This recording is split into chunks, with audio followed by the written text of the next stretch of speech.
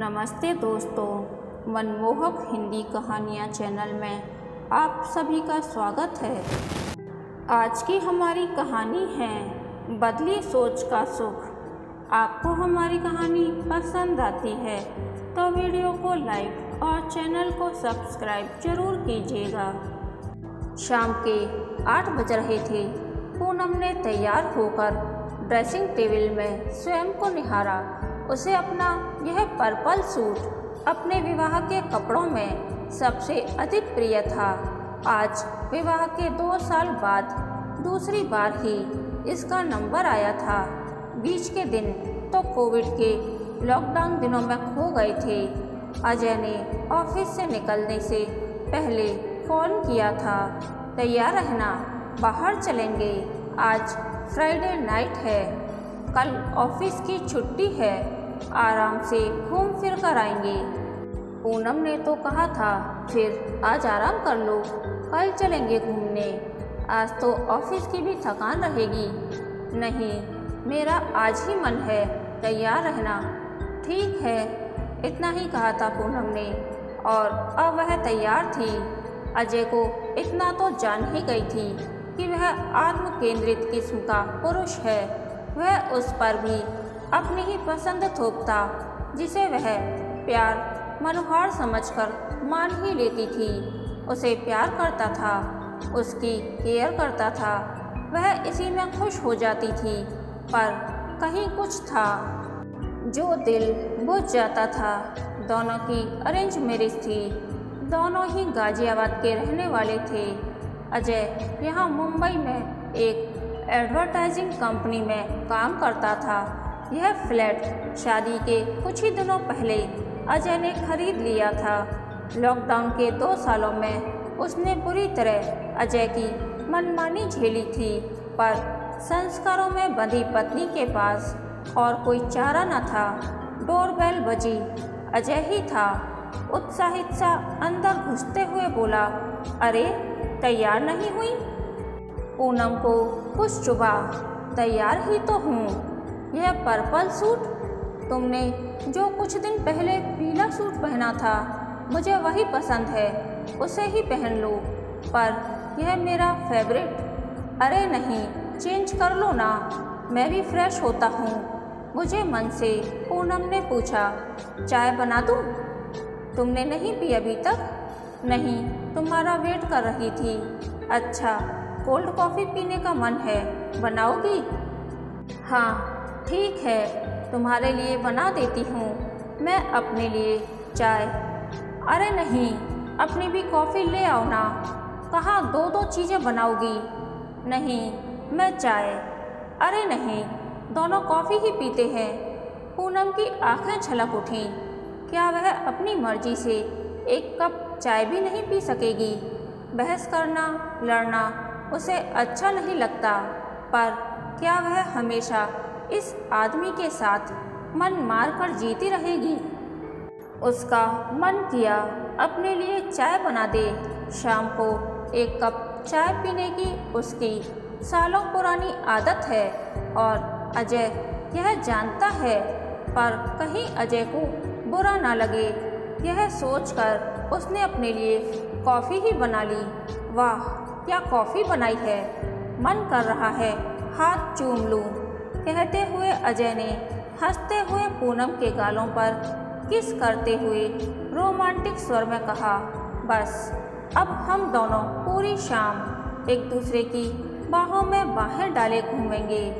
बस अब तुम जल्दी से चेंज कर लो। मन मारकर पूनम ने कपड़े बदल लिए। अजय ने उसे बाहों में भर लिया। अब सुंदर लग रही हो। पूनम बस झूठ ही मुस्कुरा दी। बाहर जाकर थोड़ा इधर उधर घूमने के बाद अजय ने कहा, एक नया रेस्टोरेंट खुला है, चलो वहीं ट्राई करते हैं। कोर्ट 3 में बहुत बड़े लॉन में खुले में बैठने की शानदार व्यवस्था थी। पहली नज़र में ही पूनम को वह जगह भा गई। बहुत ही सुंदर लाइटिंग थी। एक कोने में लाइव म्यूजिक चल रहा था। वहाँ एक लड़का बहुत ही बढ़िया आवाज़ में गज़लें गा रहा था। पूनम को वह पूरा माहौल बहुत ही रोमानी लगा। वह अजय का हाथ पकड़े चलते चलते एक टेबल पर बैठ गई। बोली, बहुत ही सुंदर जगह है, आते ही मन खुश हो गया।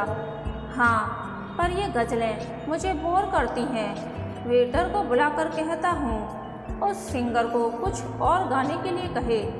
नहीं अजय, प्लीज़, यह अच्छा नहीं लगता और इस माहौल में गज़लों से अलग ही समा बन रहा है।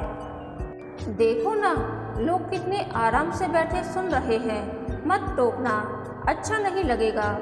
पता नहीं कैसे अजय ने ठीक है कहकर सिर हिला दिया तो पूनम ने चैन की सांस ली।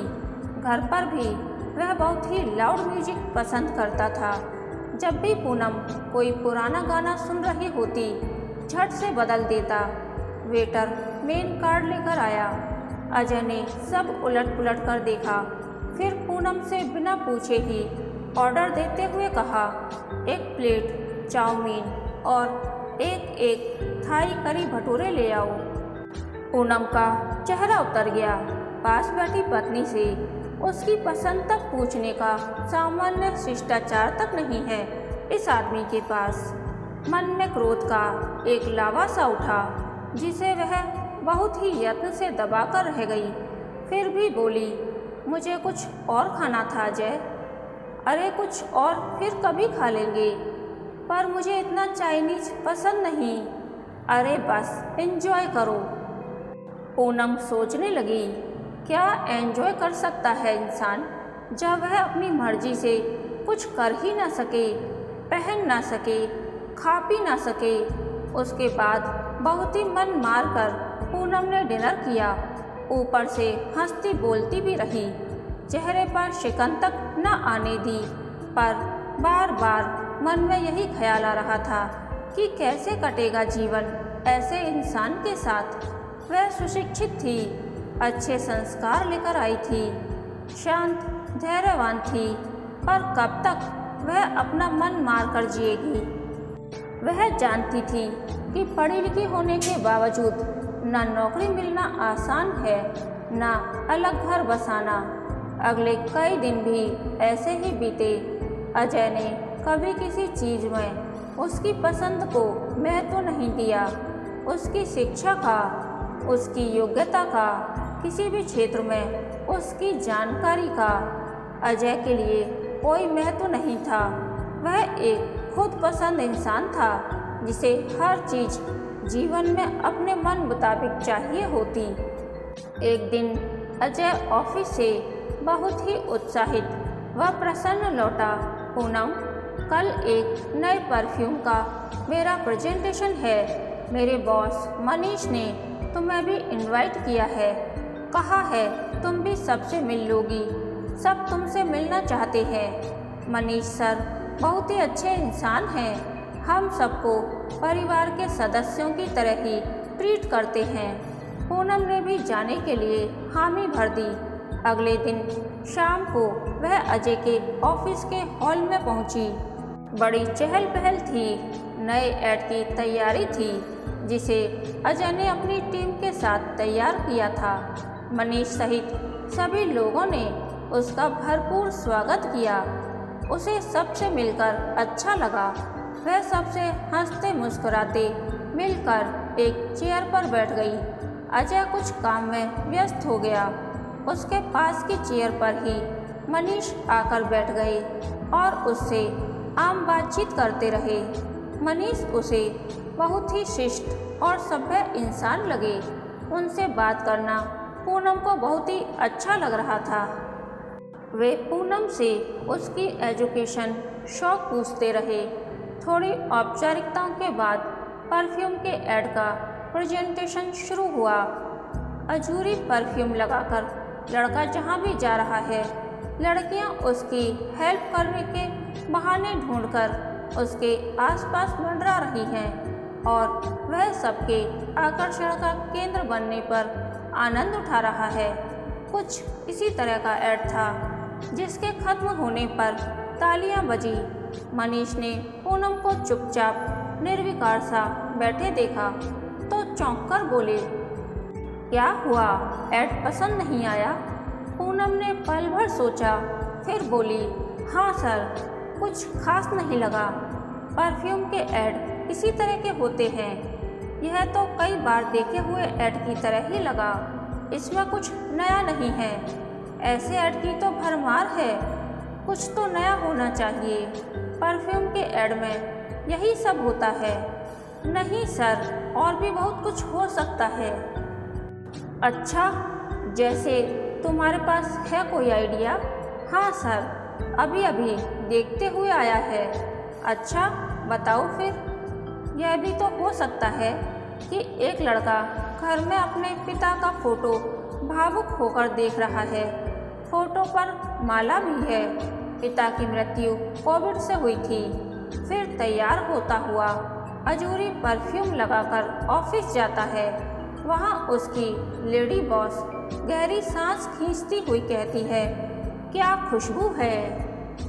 तुम हमेशा यही लगाते हो ना? क्यों?